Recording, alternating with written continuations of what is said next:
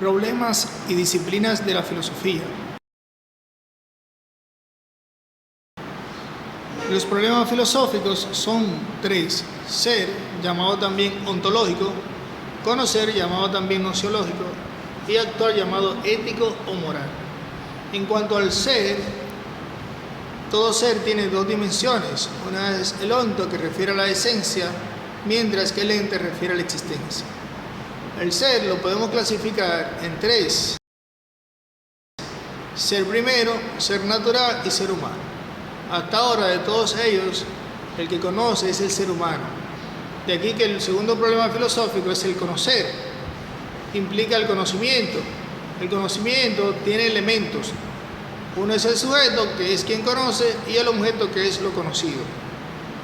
Ese proceso llamado conocimiento se da en 6 pasos: sensación, percepción, impresión, llamado entonces conocimiento pasivo, originando así el objetivismo. El objetivismo es la teoría del conocimiento que exalta que en el conocimiento predomina mayormente el objeto. Sigue entonces el concepto juicio y razonamiento, llamado entonces conocimiento activo, y origina el subjetivismo. El subjetivismo es la teoría del conocimiento que asume que el conocimiento depende mayormente del sujeto.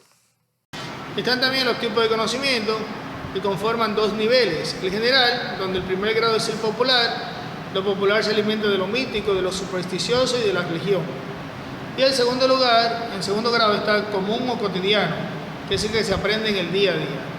El nivel científico entonces tiene un primer grado, que es la ciencia particular, y un segundo grado, que es la filosofía. La filosofía estudia la realidad objetiva y tiene 3 principios. Principio de unidad: razona a partir de que todas las cosas son una. Principio de totalidad o universalidad: tiene una visión abarcadora sobre todas las cosas. Principio de profundidad: ahonda lo más que pueda en todas las cosas. Si conocemos, entonces podemos actuar, y el actuar es el tercer problema filosófico.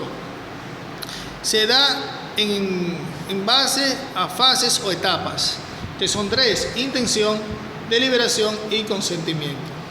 En cuanto a las características del acto humano o del acto moral, como también se le llama, es consciente porque usted sabe lo que hace, es libre porque usted lo elige, y es voluntario porque usted lo desea. Este acto humano o de todo ser humano está movido por las virtudes, por los valores o por los antivalores.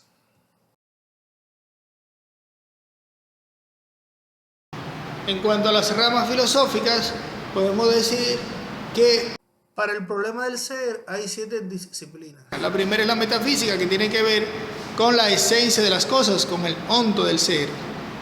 La ontología tiene que ver entonces con la existencia, con el ente. La teodicea tiene que ver con el ser primero. La cosmología tiene que ver con la naturaleza, con el ser natural. Por eso en algunos textos aparece como filosofía de la naturaleza. La antroposofía tiene que ver con el ser humano. La estética se va a encargar de la belleza y de la fealdad. Por eso en algunos libros se le llama filosofía de la belleza, y tiene que ver con la filosofía del arte. La teleología entonces tiene que ver con la finalidad, el propósito de las cosas.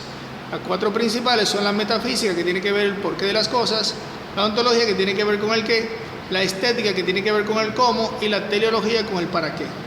En cuanto al problema del conocer, en primer lugar tenemos a la nociología, que tiene que ver entonces con el conocimiento, sus elementos, su proceso, sus tipos, sus niveles, sus grados.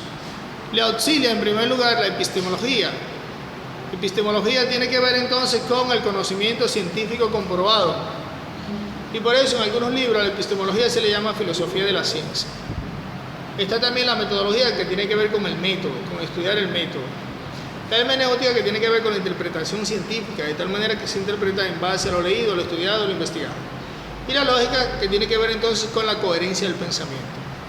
En cuanto al problema del actuar, hay 2 disciplinas que se van a encargar de él. En primer lugar está la ética, y la ética es una disciplina o rama de la filosofía.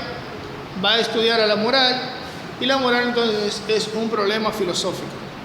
De tal manera entonces que por eso a la ética en algunos libros se le llama filosofía de la moral. Y por último está la axiología, que tiene que ver entonces con los valores, las virtudes y los antivalores.